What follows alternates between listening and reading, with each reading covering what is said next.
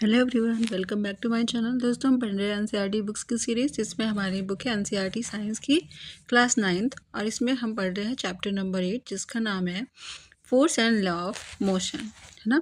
इसमें हम पढ़ेंगे कि फोर्स कैसे लगता है, उसके कॉजेज़ क्या होते हैं और मोशन के लॉज क्या है ना। न्यूटन्स के 3 लॉज पढ़ेंगे हम इसमें। ठीक है, आइए स्टार्ट करते हैं।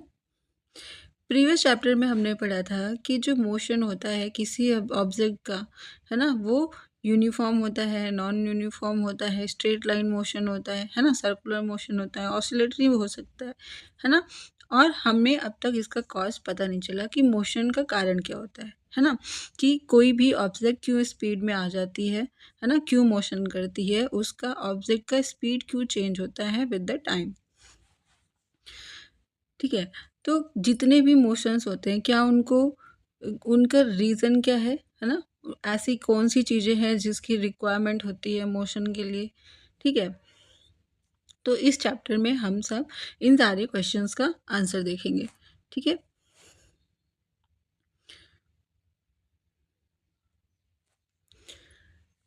फॉर मेनी सेंचुरीज क्या होता था, जो मोशन है उसके कॉजेस के बारे में साइंटिस्ट को पता नहीं था। जो फिलोसोफर थे वो पजल थे कि ऐसे क्या रीजंस है, क्या कारण है जिसकी वजह से कोई ऑब्जेक्ट मूवमेंट करती है या फिर मोशन करता है। कोई बॉल है, अगर हम उसको ऊपर उछालते हैं या फिर थोड़ा सा धक्का देते हैं तो वो मूव करती है, ऊपर उछालते हैं तो वो ग्राउंड की तरफ आती है। ठीक है, और वो हमेशा ऐसे मूव नहीं करती, कभी धीरे मूव करती है, कभी तेज मूव करती है। तो इसका रीज़न क्या है।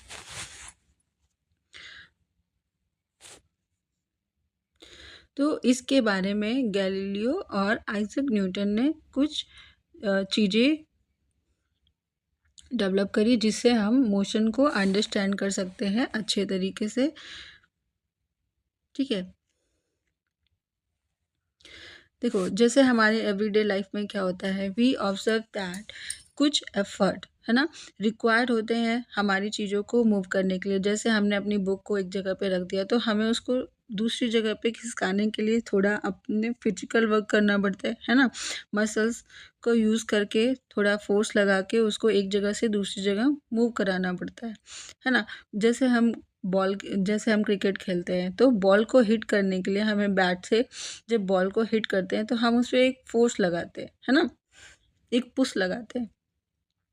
जैसे हम डोर को क्लोज करते हैं, तो डोर क्लोज करने के लिए, डोर को मूवमेंट करने के लिए हमें क्या करना पड़ता है, उसमें उसको हम खींचते हैं, पुल करते हैं। तो ये जो पुश और पुल है ना, या फिर ये हिटिंग जो है, ये सब क्या है, ये ऑब्जेक्ट को मोशन में लाती है। ठीक है, जिसे हम क्या बोलते हैं, जिसे हम फोर्स बोलते हैं, है ना।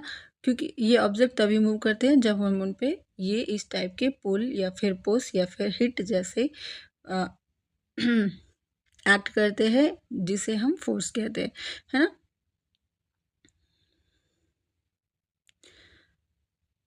हाँ, हमने प्रीवियस क्लासेस में पढ़ा है, क्या पढ़ा है, कि जो फोर्स होता है वो क्या करता है, वो use to change the magnitude. वो क्या करता है, वो मैग्नीट्यूड को चेंज कर देता है किसी भी ऑब्जेक्ट की वेलोसिटी को। अगर कोई ऑब्जेक्ट मूव कर रहा है और हम उस पर फोर्स लगा देते हैं, है ना, तो या तो वो रुक जाएगी। अगर हम उसके रुकने के डायरेक्शन में फोर्स लगाते हैं तो वो रुकेगी। अगर हम उसके मूव करने के डायरेक्शन में फोर्स लगाते हैं तो वो और तेज़ी से मूव करने लगेगी, है ना। तो ये जो फोर्स है वो क्या करता है, वो वेलोसिटी के मैग्नीट्यूड को चेंज कर देता है। या तो वो ज़्यादा कर देगा या फिर वो कम कर देगा। ठीक है, और इस फोर्स की वजह से क्या होता है, ये ऑब्जेक्ट के साइज और शेप को भी चेंज कर सकता है ना। जैसे हम क्या करते हैं, हम किसी बॉल को अगर प्रेस करते हैं तो वो क्या करता है, ये सर्कुलर बॉल ओवल शेप में चेंज हो जाता है, उसका शेप चेंज हो गया, है ना। अगर हम इस स्प्रिंग को पुल करें दोनों साइड से, तो ये खींच के कैसी हो जाती है, लंबी हो जाएगी। तो यहाँ भी क्या होगा, साइज चेंज हो जाएगा। अब जैसे आप हॉकी खेलते हो, है ना, बॉल अगर रेस्ट में है, आपने उसको हॉकी से हिट करा तो क्या होगा, वो मोशन में आ जाएगी, है ना। बैलेंस और अनबैलेंस फोर्स क्या होते हैं।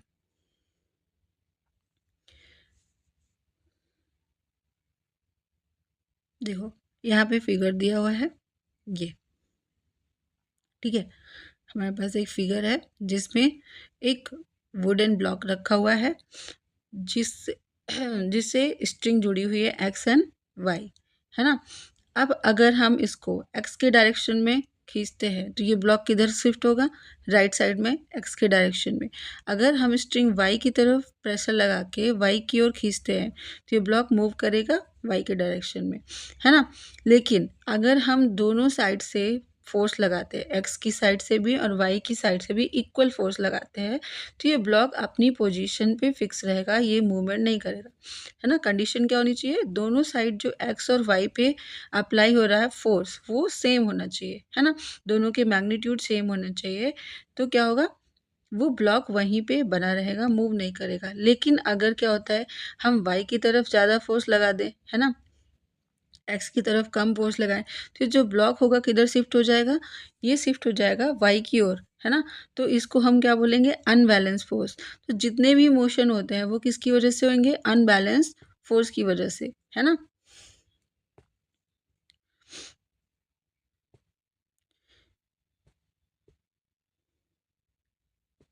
आगे देखते हैं, बैलेंस और अनबैलेंस फोर्स देखा हमने, ठीक है।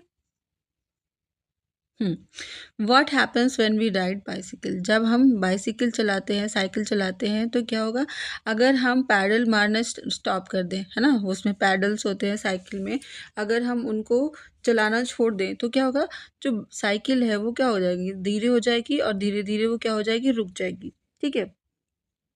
ये क्यों हुआ, हमने तो उसको एक मोशन दे दिया था, वो वैसे चलनी चाहिए थी, लेकिन जो रोड है ना, उस पे एक फ्रिक्शन फोर्स वर्क करता है जिसकी वजह से जो साइकिल है ना, वो क्या करता है, धीरे धीरे, अगर हम पैडल नहीं मारते, बार बार उसको फोर्स नहीं देते हैं जितना उसको चाहिए, तो वो क्या हो जाएगी, वो धीरे मूव करने लगेगी और लास्ट में वो रुक जाएगी, है ना।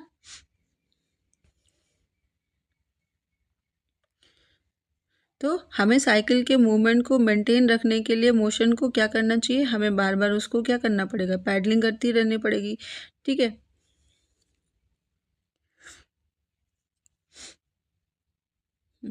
An object moves with a uniform velocity when the forces, है ना, pushing force and frictional force acting on the object are balance. अगर कोई ऑब्जेक्ट यूनिफॉर्म वेलोसिटी से मूव कर रही है तो इसका क्या मतलब है, जो उसका फ्रिक्शनल फोर्स है ना, और जितने भी उस पर फोर्स वर्क कर रहे हैं वो क्या होंगे, बैलेंस होंगे, ठीक है। और इस पर कोई एक्सटर्नल नेट फोर्स नहीं होगा। और अगर if N unbalanced force is applied on an object, अगर अनबैलेंस फोर्स अप्लाइड है किसी ऑब्जेक्ट पे, तो क्या होगा, वहाँ पे चेंज होगा, या तो उसकी स्पीड में, है ना, या तो उसके डायरेक्शन ऑफ मोशन में, है ना, या तो उसके मोशन के डायरेक्शन में चेंज होगा या फिर उसकी स्पीड में चेंज होगा। तो क्या होता है, thus to accelerate the motion of an object an unbalanced force is required, है ना। अगर किसी ऑब्जेक्ट के मोशन को हमें बढ़ाना है, एक्सेलरेट करना है, बढ़ाना है या कम करना है, तो हमें क्या, अनबैलेंस फोर्स को लगाना पड़ेगा उस पर, है ना। और जो चेंज होता है, and the change in the speed, उसकी स्पीड में चेंज कैसे होगा, जितना हम अनबैलेंस फोर्स को अप्लाई करेंगे उस पर, उसकी स्पीड में, उसके डायरेक्शन ऑफ मोशन में चेंज होते रहेगा। However if this force is removed completely, the object would continue to move with the velocity it has required till then, है ना। अगर हम इस अनबैलेंस फोर्स को हटा लेते हैं तो क्या होगा, जो ऑब्जेक्ट है वो क्या करेगा, वो मूव करेगा कंटिन्यूअसली उस वेलोसिटी पे जितनी की उसको रिक्वायर्ड होगी तब तक, है ना। First law of motion,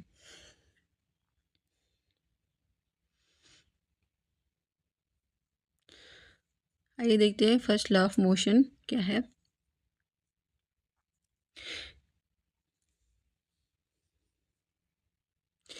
Galileo जब किसी एक इंक्लाइन प्लेन पे एक्सपेरिमेंट कर रहे थे, है ना, तो उन्होंने कुछ ऑब्जर्व करा। Galileo deduced that objects move with a constant speed when no force act on them. अगर कोई ऑब्जेक्ट है वो मूव कर रहा है, अगर उस पर कोई भी फोर्स एक्ट नहीं होता तो वो एक कांस्टेंट स्पीड से मूव करता रहेगा, है ना। और उन्होंने ये कैसे ऑब्जर्व किया? He observe that when a marble rolls down, अगर कोई मार्बल की बॉल है ना, अगर वो रोल डाउन हो रही है किसी स्लोप पे, ठीक है, जो क्या है, फ्रिक्शनलेस है।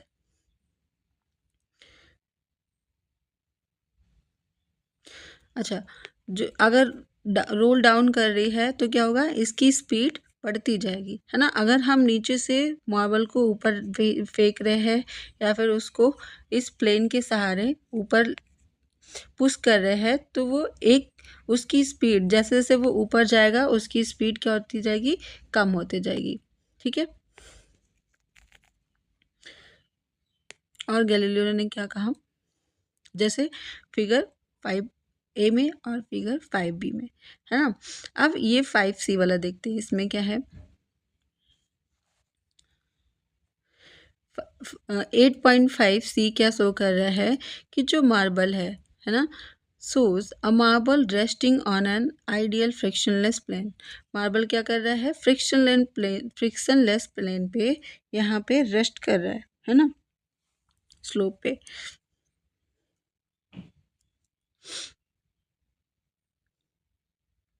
अगर कोई प्लेन है ना, फ्रिक्शनलेस है, इंक्लाइंड है दोनों साइड से, तो अगर हम बॉल को यहाँ से, पहले हम इसको इरेज करते हैं, ठीक है, अगर बॉल को यहाँ से हम रोल डाउन करते हैं, ठीक है, वो यहाँ तक आते आते उसकी वेलोसिटी इंक्रीज होगी, लेकिन वो फिर उस हाइट तक पहुँचेगी जिस हाइट से उस बॉल को हमने छोड़ा था, ठीक है।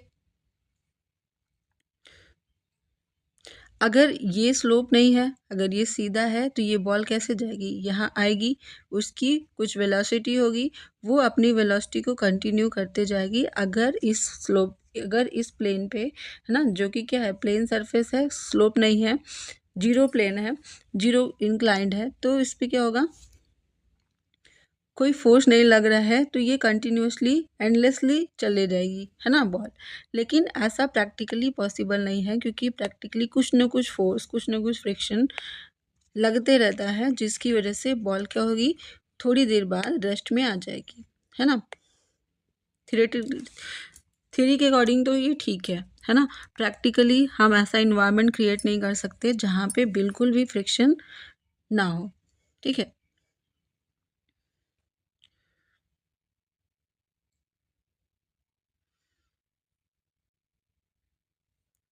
ठीक है, ये तो पूरा हो गया, हमने देखा फर्स्ट लॉ ऑफ मोशन। अब देखो, न्यूटन ने गैलीलियो के इसी आइडिया को बाद में एक Newton further studied Galileo's idea force and motion and presented 3 fundamental laws, है ना, जिसे हम क्या बोलते हैं, लॉज ऑफ मोशन, ठीक है।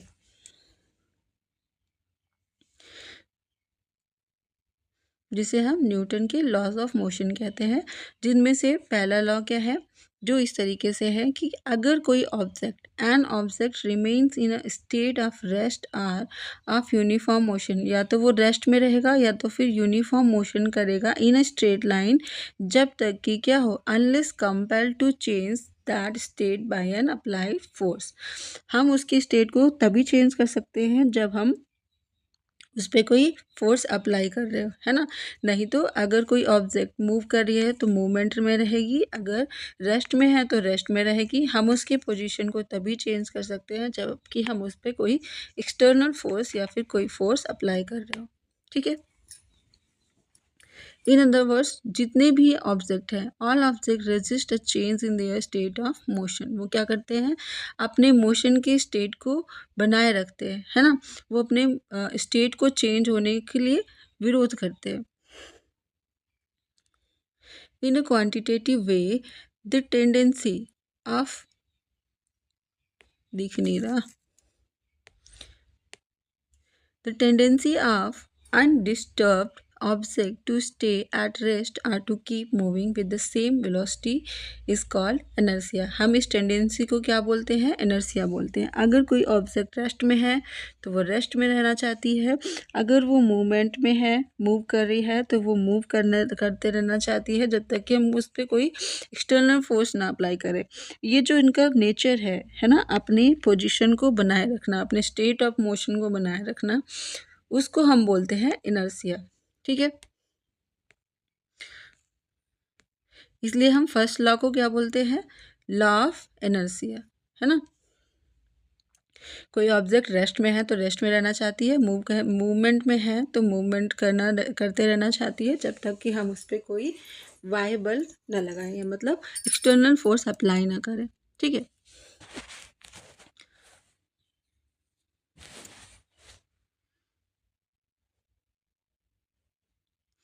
certain experience that we can across while traveling in a motor car can be explained on the basis of law of inertia. कैसे हम एक्सप्लेन कर सकते हैं? जब हम किसी कार में बैठे होते हैं, है ना, कार क्या होती है? चलती रहती है ना, हम भी उसके साथ मूव करते रहते हैं, है ना. तो हम क्या होते हैं? हम रेस्ट पे होते हैं लेकिन कार मूव करती है. लेकिन जब ड्राइवर ब्रेक लगाता है तो क्या होती है? हमारा जो मूवमेंट होता है, हमारी जो पोजीशन होती है वो चेंज हो जाती है ना. With the application of brakes, जब भी ब्रेक्स लगते हैं, the car slows down but our body tends to continue in the same state of motion. Car क्या होती है? धीमी हो जाती है, लेकिन हमारी बॉडी क्या होती है? उसी मोशन को मेंटेन करते रहना चाहती है. ठीक है, किसकी वजह से? Because of its inertia. जो ये सडन एप्लीकेशन होता है, ब्रेक जब अचानक लगता है तो क्या होता है? इसकी वजह से क्या होता है? बहुत इंजरीज हो सकती है ना. 10 कॉज इंजरी. जैसे कार का एक्सीडेंट होता है, अचानक कार रुकती है तो उसमें जो लोग आगे बैठे होते हैं या फिर जो पीछे बैठे होते हैं वो आगे की ओर गिरते हैं, कभी कभी उन्हें चोट भी लग जाती है ना. अगर कार ज़्यादा तेजी में है, स्पीड में है, तो क्या होता है? लोगों की बॉडी आगे की तरफ आती है, कभी उनको है ना कांच से लग जाता है या फिर कभी सीरियस इंजरीज हो जाती हैं. ठीक है, or collision with the panel in front, है ना, जो सामने का पैनल होता है उससे क्या होता है? उनका कोलिजन होता है. ठीक है, जो सेफ्टी बेल्ट होते हैं इसलिए उन पे लगाए जाते हैं. Or want to prevent such accidents, है ना. जो सेफ्टी बेल्ट्स होते हैं ये क्या करते हैं? Exert a force on our body to make the forward motion slower. ये हमारे बॉडी पे फोर्स लगाती है जिसकी वजह से हमारा जो आगे की तरफ मूवमेंट है वो क्या हो जाए? स्लो हो जाए. ठीक है, और an opposite experience is encounter when we are standing in a bus. जब हम बस में खड़े होते हैं और बस क्या होती है? वो अचानक से मूव करती है तो हम क्या होते हैं? हम पीछे की ओर गिरते हैं, है ना, backward. We tend to fall backward. ये क्यों होता है? क्योंकि हम रेस्ट में रहते हैं, है ना. जैसे ही वो बस मूव करती है तो हमारी बॉडी जो है वो उस रेस्ट पे रहने के लिए उस रेस्ट की पोजीशन में रहना चाहती है, जिसकी वजह से क्या होता है कि हम पीछे की ओर गिर जाते हैं. ठीक है, but the rest of our body oppose this motion of because of its inertia, है ना. हम बस की मोशन को हमारी बॉडी अपोज करती है, किसकी वजह से? हमारी बॉडी की इनर्सिया की वजह से. ठीक है, अगर मोटर कार है ना, वो एक शार्प टर्न लेती है ना, अचानक से शार्प टर्न लेती है तो क्या होता है? हाई स्पीड भी है उसकी, तो we tend to get through to one side. हम क्या करते हैं? एक साइड झुक जाते हैं. ठीक है, ये क्यों होता है? ये भी लॉ ऑफ इनर्सिया की वजह से, है ना. We tend to continue in our straight line motion. हम क्या करते हैं? स्ट्रेट लाइन मोशन में चलने के, है ना, चलते रहते हैं. और जब क्या होता है? और अनबैलेंस फोर्स अप्लाई होता है, ठीक है, इंजन पे, तो क्या करता है? वो चेंज करता है मोशन को, है ना, मोटर कार के डायरेक्शन ऑफ मोशन को चेंज करता है, जिसकी वजह से क्या होता है? हम उस साइड में गिरते हैं. ठीक है, किसकी वजह से? Due to the inertia of our body. The fact that a body will remain at rest unless acted upon by an unbalanced force can be illustrated through the following activities. क्या है activity? Make a pile of similar carom coins on a table as shown in figure. ये है ना, हम इसमें ऐसे उसकी coins को ऐसे रख लेंगे. ठीक है. अब attempt a sharp horizontal hit at the bottom of the pile using another carrom coin और द स्ट्राइकर. है ना, हम स्ट्राइकर से या फिर कॉइन से इसको हिट करेंगे तो क्या होगा, जो नीचे वाला है ना, जो सबसे नीचे वाली कॉइन है वो क्या हो जाएगी, वो निकल जाएगी, जबकि ऊपर वाली कॉइन एज इट इज़ अपनी पोजीशन में बनी रहेगी. है ना. Once the lowest coin is remove the inertia of the other coin makes them fall vertically on the table. है ना, नीचे वाली हट जाती है, ऊपर के जितने 8-10 हैं वो सब सेम उसी जगह पे रह जाते हैं. ठीक है. तो ये क्यों हुआ, ये भी इनर्शिया की वजह से. ठीक है.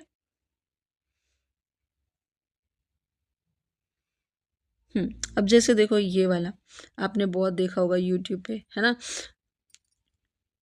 अगर कॉइन है उसके नीचे कार्ड है, अगर कार्ड को तेजी से आप फोर्स लगा के पुश करोगे तो क्या होगा, कार्ड तो हट जाएगा. है ना, कि हमने प्रेशर कार्ड पे लगाया है, फोर्स कार्ड पे लगाया है तो कार्ड मूव करेगा और ग्लास से दूर चला जाएगा. लेकिन जो कॉइन है वो अपने पोजीशन को मेंटेन करने की कोशिश करेगा और अपनी जगह पे बना रहेगा और वो ग्लास में गिर जाएगा.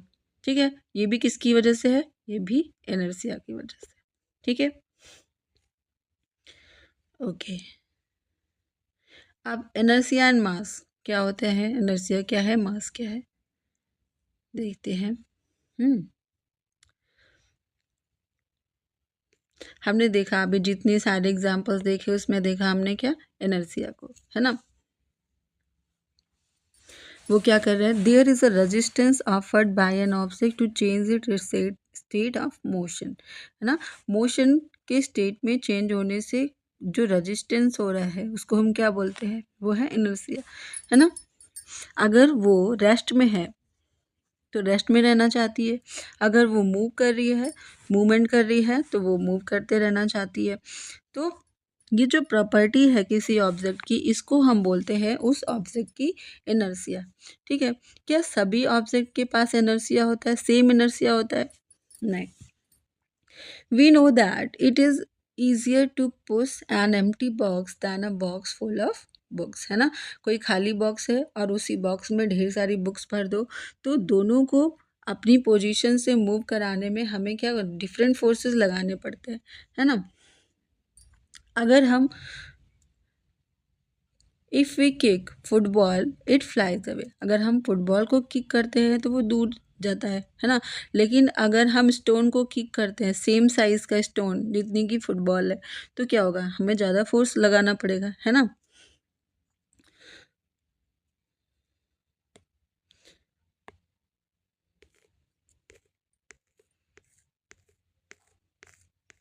तो इसका क्या मतलब हुआ. 5 rupee coin, if we use 1 rupee coin, we find that lesser force is required to perform the activity. अगर हम इस एक्टिविटी को ना दो डिफरेंट साइज के कॉइन के साथ परफॉर्म करेंगे तो हम देखेंगे कि दोनों में हमें अलग अलग फोर्स को क्या करना पड़ेगा, अप्लाई करना पड़ेगा. है ना,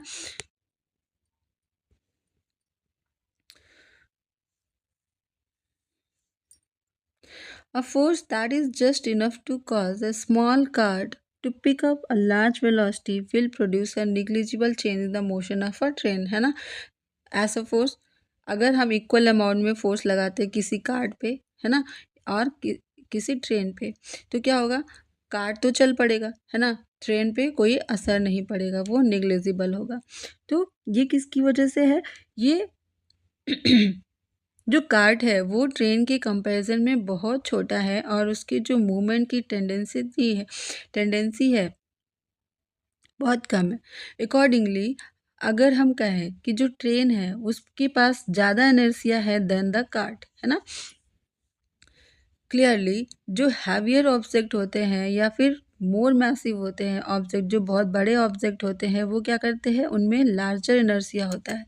ठीक है, क्वांटिटेटिवली जो inertia, the inertia of an object is measured by its mass. हम कैसे मेज़र करते हैं इनर्शिया को, उस ऑब्जेक्ट के मास से। अगर मास ज़्यादा है तो इनर्शिया ज़्यादा होगी, उसको मूव कराने के लिए हमें ज़्यादा फोर्स अप्लाई करना पड़ेगा। अगर मास कम है तो इनर्शिया कम होगी और उसको मूव कराने के लिए हमें ज़्यादा फोर्स अप्लाई नहीं करना पड़ेगा इन कंपैरिजन टू हैवियर, है ना।